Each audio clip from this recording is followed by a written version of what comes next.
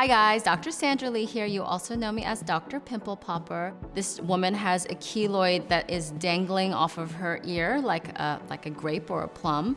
And we're using CryoShape, which is a device that kind of induces frostbite on this keloid or freezes it from the inside out to potentially destroy it. A keloid is like an overgrowth of tissue. It's really something that's triggered by trauma. So like your ears getting pierced or having a surgery or even having acne or a scratch or anything like that can induce trauma in the skin. And then for some reason, the cells that repair this, they're called fibroblasts, create a scar, but this scar is hyperactive. It's like these fibroblasts are just on steroids and they just try to kind of get all pumped up and get overworked, and that's when you develop a keloid.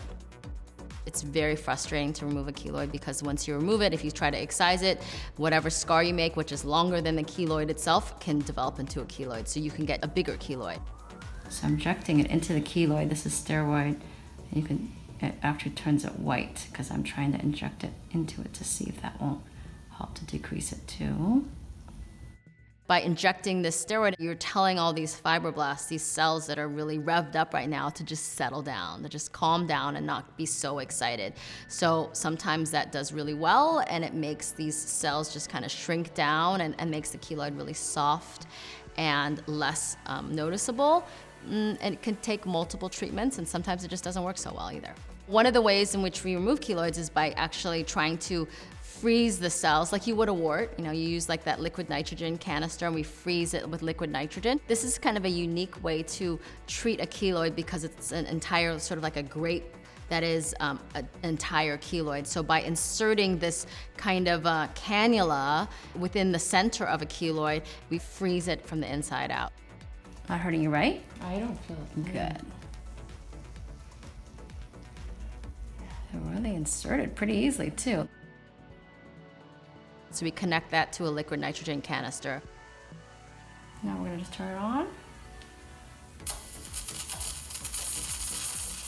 And that really slowly, you see it just induce frostbite in the area. We're just trying to destroy this keloid with frostbite. Fantastic that it's quick. I think that's a good sign that it's really nice and frozen.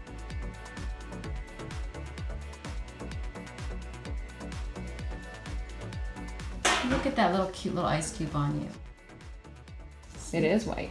Yeah, and see, if you touch it with your finger. It's like an ice cube.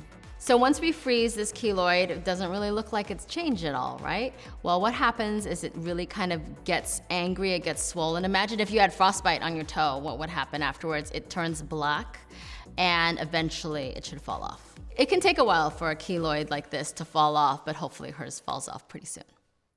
I have too many pops to stop at just one, so here's another one. This is a patient who sees me for general skin concerns, but she did point out a bump that was on her chest that had been bothering her.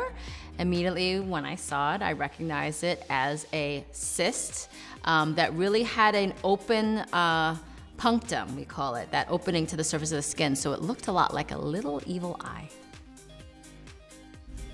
Oh, you'll be happy to get rid of that. This is a superficial cyst. It was really not like under her skin, but really kind of pushed up on the surface, and it stretched the skin that is overlying the cyst and has a noticeable punctum, a little opening to the surface.